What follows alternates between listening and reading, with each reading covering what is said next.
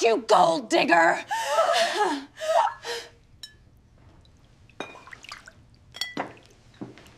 They made me sit there while his mother poured an entire jug of orange juice over my head. The cold liquid soaked through my hair, dripped down my face, ruined the simple red dress I'd worn hoping to feel pretty for once in that house. "Get out, you gold digger! You charity case!" she screamed, and everyone laughed. My husband laughed. His pregnant mistress laughed. His whole family laughed while I sat there, humiliated, drowning in juice and tears. What they didn't know, what none of them knew, was that I owned the empire that was about to crush them all. My name is Arya, and this is the story of how a love marriage became my greatest weapon. Before I tell you exactly how I destroyed them, I need you to do something for me. Hit that subscribe button right now because you need to see what happens when a billionaire gets pushed too far. Turn on those notifications because this revenge is absolutely brutal, and you won't want to miss a single second. Now, let me take you back to that nightmare dinner and show you how everything fell apart before I built it all back up again. I remember every detail of that night like it's burned into my brain. I was sitting at the massive dining table in the Harrison family mansion, that cold, pristine house that never felt like home, no matter how hard I tried. 6 months. We'd only been married for 6 months, and I was still desperately trying to fit in, still hoping that maybe, just maybe, they'd accept me eventually. I was so naive. Benjamin's mother, Gianna, sat at one end of the table in her designer outfit, dripping in jewelry that cost more than most people's cars. His father, Gregory, was at the other end, barely acknowledging my existence like he'd done since the wedding. Benjamin's sister, Jessica, kept shooting me these looks of pure disgust while she sipped her wine. And then there was her, Natasha. This beautiful woman in an elegant white dress, sitting way too close to my husband, her hand resting on her very pregnant belly. I didn't understand what was happening at first. I thought maybe she was a family friend. Maybe someone's wife I hadn't met yet. But the way Benjamin looked at her, the way his hand kept brushing against hers on the table, the way Gianna kept smiling at her like she was some kind of prize, something was very, very wrong.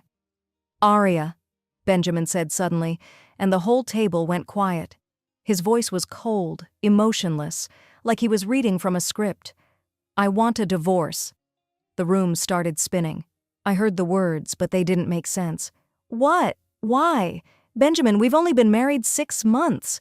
What are you talking about?" He didn't even look at me. "Natasha is pregnant with my child. I love her. This marriage was a mistake." I felt like someone had punched me in the chest. I couldn't breathe. "But we had a love marriage. You chose me. You said I was different, that you loved me for who I was." My voice was breaking, tears already streaming down my face. Natasha actually smirked at me. She rubbed her belly in this deliberately slow way and said, "He never loved you, sweetheart. You were just a distraction." Gianna stood up then, and I thought maybe, just maybe, she was going to defend me, to say this was wrong. Instead, she grabbed the glass jug of orange juice from the table, and before I could even process what was happening, she poured the entire thing over my head. The cold shocked me into silence. Juice ran down my face, into my eyes, soaking my hair and dress. I just sat there, frozen, while she screamed at me, "Get out, you gold digger! You charity case! You trapped my son for his money, and now the truth is out. Finally, Benjamin found a woman from our class, someone who belongs in this family." Jessica was laughing, actually laughing. "Oh my God, Mom, her face. This is perfect." Gregory just nodded approvingly like this was all perfectly reasonable. "You never belonged here, girl. Take whatever dignity you have left and leave." I was sobbing, mascara running with the juice, trying to wipe my eyes. "I loved you, Benjamin. This was real for me. What did I do wrong? Please, just tell me what I did wrong." Benjamin finally looked at me and his eyes were empty. "Just sign the papers and leave. My lawyer will contact you. You'll get nothing from this divorce. You came into this marriage with nothing, and that's exactly what you'll leave with." I was begging by then, completely broken. "Please, Benjamin, please, we can work this out. I'll change, I'll be better, just please don't do this." Natasha leaned back in her chair, her hand still on her belly. "This is embarrassing. Benjamin, call security." And he did. He actually called security on his own wife. 2 men in suits came and grabbed my arms while I was still crying, still begging, juice dripping all over the marble floor. They dragged me through that massive house while the family just watched. I could see neighbors outside, phones out, recording my humiliation, the ultimate walk of shame. "Please, Benjamin, please," I screamed as they threw me out and slammed the door in my face. I stood there on the front steps, soaking wet, makeup destroyed, completely shattered. That was the moment I died. The old Arya, the one who believed in love and second chances and the goodness of people, she died right there on those marble steps. I need you to understand how we got there. 9 months earlier, I met Benjamin at a charity art gallery. I was dressed simply like I always did when I went out, just jeans and a nice blouse, nothing flashy. I'd learned to blend in, to observe people when they didn't know who I really was. That's when you see their true character. Benjamin approached me while I was looking at this beautiful painting. We started talking about art, about life, about dreams and ambitions. He was charming and sweet, and for the first time in years I felt like someone was seeing me. Not my bank account, not my company, just me. He didn't even ask what I did for work, not really. I told him I worked in technology, and he seemed satisfied with that answer. We started dating. Coffee shops, walks in the park, simple dinners at casual restaurants. He told me he loved that I wasn't like other women, obsessed with money and status. I thought I'd finally found it. Real love. Someone who wanted me for who I was inside, not what I could provide. After 3 months, he proposed. It was sweet and simple, nothing extravagant. "When you know," he said. I believed him. God, I was such a fool. We had a small wedding. I paid for half of it from what I told him were my savings. His family was there, and I should have seen the signs then.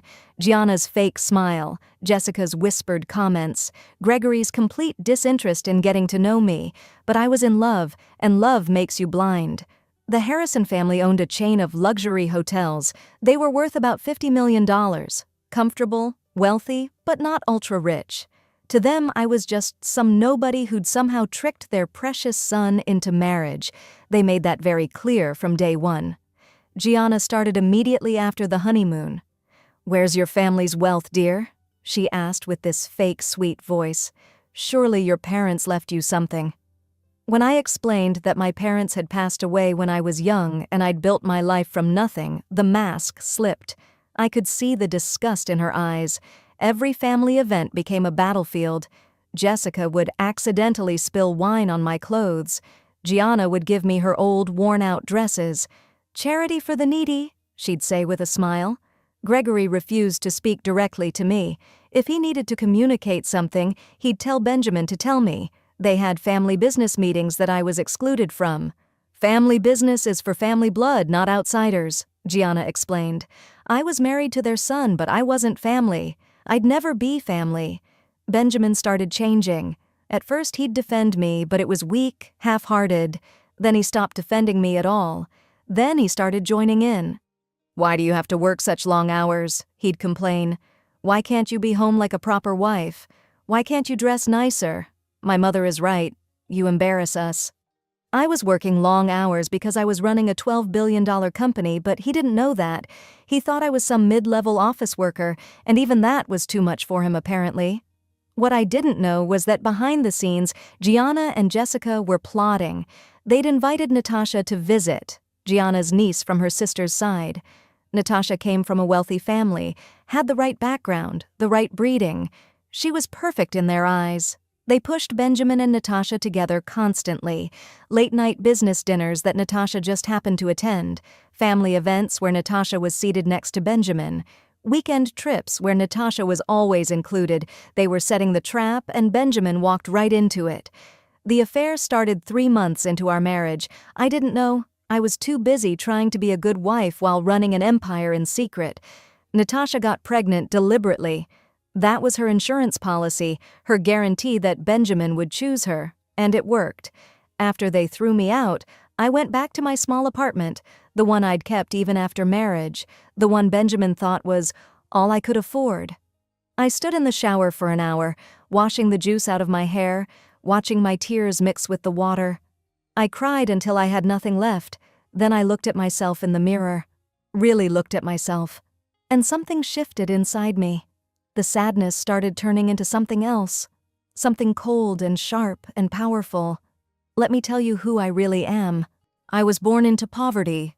My parents died in a car accident when I was 16, leaving me with nothing but debt. I lived in a tiny apartment, worked 3 jobs to put myself through community college. But I had something more valuable than money. I had a brilliant mind for technology. At 22 years old, working from that tiny apartment with a laptop I'd bought used, I created revolutionary AI software that could predict market trends with 97% accuracy. I sold the first version for $10 million. Then I built more, better, smarter. I founded Stellar Dynamics when I was 23. We specialized in AI, cloud computing, and predictive analytics. Within 5 years, my company was worth $12.4 billion. Billion. With a B, I became the youngest self-made female billionaire in the country. But here's the thing about being a young female billionaire. Every relationship became about money. Every man who asked me out, who said he loved me, who proposed, they all wanted the same thing: my wealth. I was an ATM machine with a face. I had money but no real connection, no genuine love. So I made a decision. I would find love as a normal person. I used my mother's maiden name in my personal life, Aria Matthews. In the business world, I was Aria Sterling, the mysterious CEO who never did public appearances, who kept her private life completely separate. I had different email accounts, different phone numbers, different social media profiles. I lived modestly, dressed simply, drove an old car. I wanted to be loved for who I was, not what I had. And Benjamin? Benjamin was my test, my experiment in genuine love. I gave him every opportunity to ask about my life, my work, my dreams. He never did. He saw a simply dressed woman and assumed poverty. He saw someone without designer clothes and assumed worthlessness. His whole family did. The irony is actually hilarious when you think about it. They called me a gold digger when I was worth 240 times their entire family fortune. They humiliated me for being poor when I could have bought their hotel chain with the money I spent on coffee last year. But here's what really broke me. I had a surprise planned. For our 1-year anniversary, I was going to reveal everything. I'd secretly bought a struggling luxury hotel chain that would have merged perfectly with Harrison Hotels. I was going to gift it to the family, make them $200 million richer, and then tell Benjamin the truth about who I was. I wanted to help his family, to make them love me, to prove I was worthy. The contracts were sitting in my lawyer's office, ready to go. Anonymous benefactor was listed as the buyer. It would have saved their business and made them incredibly wealthy. But that was the old Aria's plan. The Aria who believed in love and family and second chances. She was dead now. I called my lawyer, Margaret, at midnight. Cancel the hotel gift. Send all those contracts to my office. We have new plans. Are you sure, Aria? She asked. She'd been with me since the beginning. She knew what this meant. Oh, I'm sure. They wanted to see a gold digger? I'll show them a queen. Over the next week, my team worked around the clock. We dug into Harrison Hotel's finances, and what we found was beautiful. They were drowning. $15 million in debt, bad investments, poor management. Gianna's luxury spending had drained their reserves. They'd lost 3 major contracts in the past month. The banks were threatening foreclosure. They were 6 months away from bankruptcy, and they didn't even know it yet. Through a network of shell companies, we quietly bought all of their debts. Every single loan, every line of credit, every mortgage. The banks had no idea who the new creditor was. Just another investment firm buying distressed assets. Then I bought the hotel chain I was going to gift them, but now as their direct competitor. I upgraded everything, stole their best staff with better salaries, undercut their prices. Within 2 weeks, Harrison Hotels lost 40% of their business. The family received a letter. All debts called in, $15 million due in 30 days or face foreclosure on everything. I heard through my investigators that they had an emergency family meeting. Gregory was panicking. Gianna was in denial. Jessica was crying. And Benjamin? Benjamin was silent, probably realizing that divorcing me right when they needed money most was terrible timing. What about Natasha's family? Gianna apparently suggested. They're wealthy. But Natasha's father had done his research. Harrison Hotels was toxic, a sinking ship. He wanted nothing to do with them. Jessica actually said, "We should never have let that Aria girl go. Maybe she had some savings we could have used." The audacity. The absolute audacity. Then my team sent an email to Gregory's business account. Stellar Dynamics, a major tech company worth billions, was interested in discussing a potential partnership. Could the family come in for a meeting? They researched my company frantically. Massive, international. The CEO was notoriously private, never did public appearances. This could save them. This was their miracle. The meeting was scheduled for 2 weeks after the divorce was finalized. Perfect timing. I spent those 2 weeks preparing. Not just the business strategy, but myself. I went to the best salon in the city, got my hair professionally styled, had a makeup artist teach me the perfect power look. I bought a tailored burgundy suit that cost more than their monthly hotel revenue, Louboutin heels, a diamond watch that was worth more than their mansion. The morning of the meeting, I looked in the mirror and didn't recognize myself. This wasn't the simple, modest Aria they'd humiliated. This was Aria Sterling, billionaire CEO, and she was about to burn their world down. I arrived at Stellar Dynamics headquarters. My building, my empire, 68 floors of glass and steel in the heart of the city. My team was already there. 4 lawyers, all in perfect suits, tablets ready. We went over the plan one final time. The Harrison family arrived looking desperate despite their designer clothes. They were intimidated by the building, by the luxury, by the sheer scale of wealth surrounding them. The receptionist directed them to the 45th floor, to the main conference room. I watched them on the security cameras as they waited. Gianna kept fixing her hair. Jessica was nervous, fidgeting. Gregory was sweating despite the air conditioning. Benjamin sat there with Natasha, her pregnant belly now very visible at 6 months. He looked miserable. Good. I waited exactly 5 minutes past the scheduled time. Power move. Let them sweat. Then I walked in. 4 lawyers behind me. Heels clicking on marble floors. Complete confidence radiating from every step. I'll never forget their faces. Gianna gasped. Jessica's mouth literally fell open. Gregory went pale. Natasha looked confused, trying to figure out why everyone was freaking out. And Benjamin looked like he'd seen a ghost. I sat down at the head of the table, crossed my legs, and smiled. Not a warm smile, a predator's smile. Hello, Gregory. Gianna, Jessica, Benjamin, and Natasha, is it? Thank you all for coming. Gianna found her voice first. What are you doing here? Is this some kind of joke? I pulled out my business card, slid it across the table. Aria Sterling, founder and CEO, Stellar Dynamics. I'm here because you requested a meeting about a $15 million investment. I believe that's what you need to save Harrison Hotels from foreclosure, correct? Jessica was frantically Googling on her phone.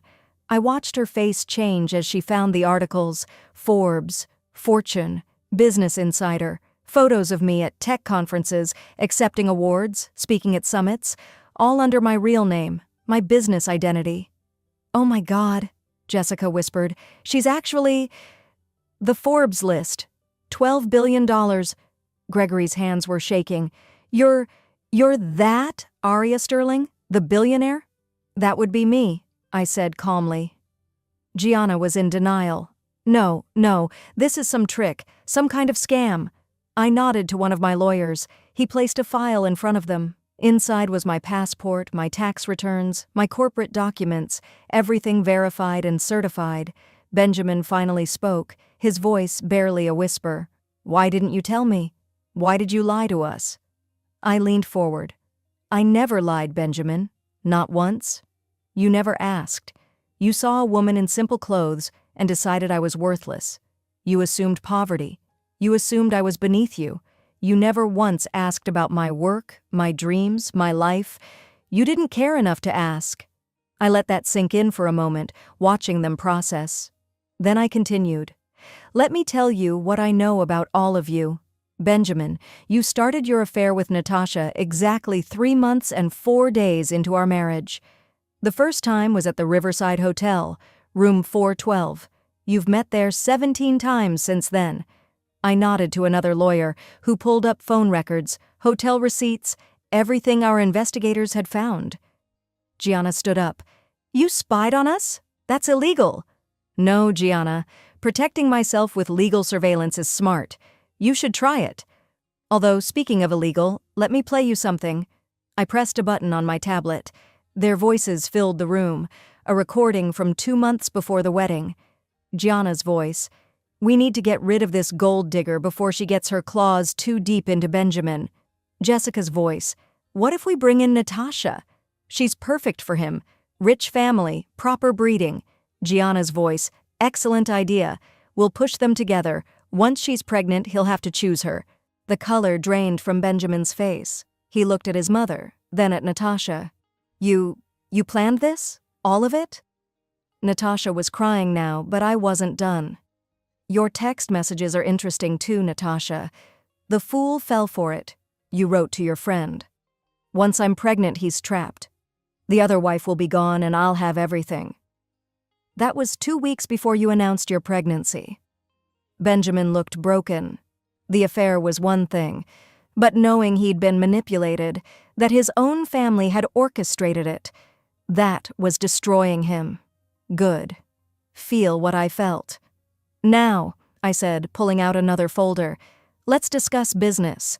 You owe $15 million. To me. Through my subsidiaries. I bought all your debts 2 weeks ago. Gregory's voice was desperate. Please, we can work something out. I'll pay you back with interest. Just give us time, please. I looked at him coldly. Like you gave me time to explain at that dinner? Like you gave me dignity when your wife poured juice on my head and you just nodded approvingly? I turned to Gianna. You called me a gold digger, a charity case. You gave me your old clothes and humiliated me at every opportunity.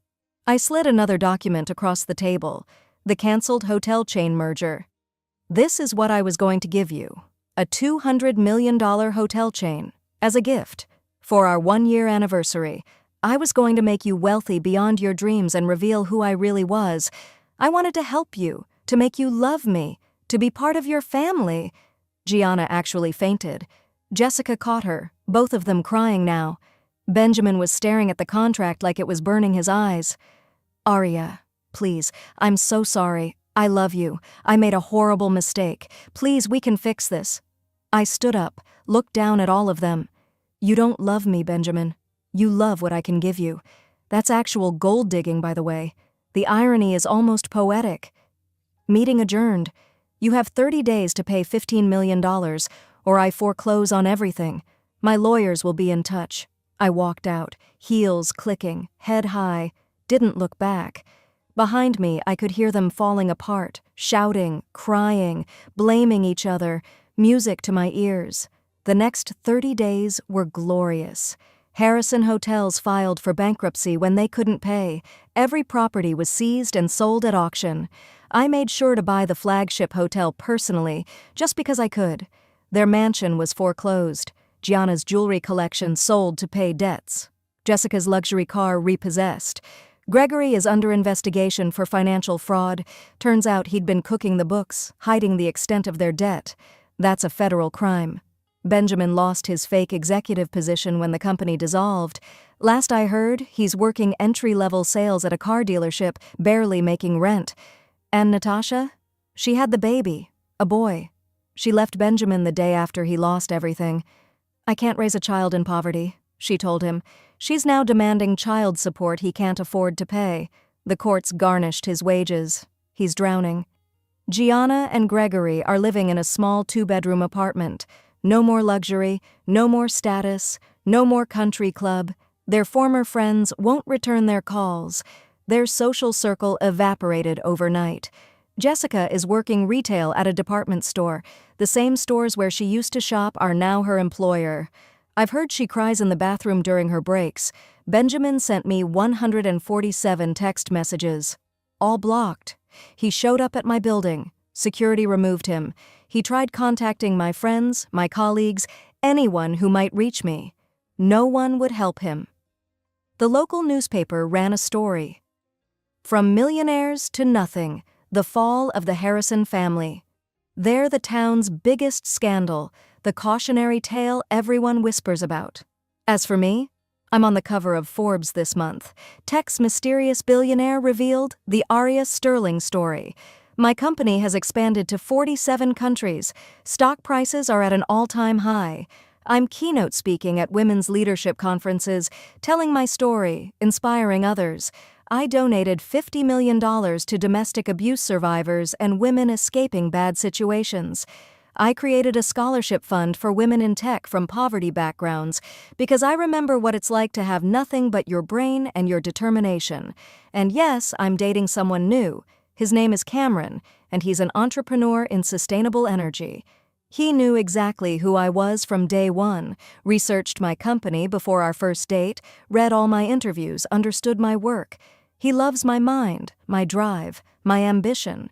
We have 3-hour conversations about technology and business and changing the world. Our dates are simple, coffee shops and bookstores, but the connection is real. He celebrates my success instead of feeling threatened by it. He asks about my day, my challenges, my victories.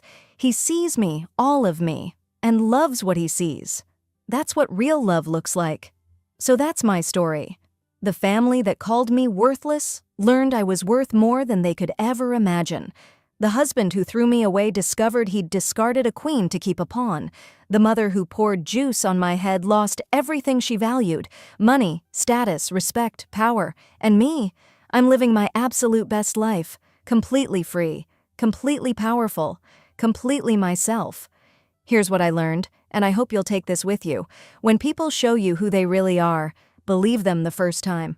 When they treat you like you're worthless, don't fight to prove your value to them. Instead, take your worth and build an empire with it. Let them discover what they lost when it's far too late to get it back. Sometimes the best revenge isn't confrontation. It's not shouting or fighting or begging them to see you. The best revenge is becoming so incredibly successful, so powerful, so fulfilled that you barely remember they exist. It's living your best life while they drown in the consequences of underestimating you. Never let anyone make you feel small. Know your worth, even if you have to keep it secret until the perfect moment.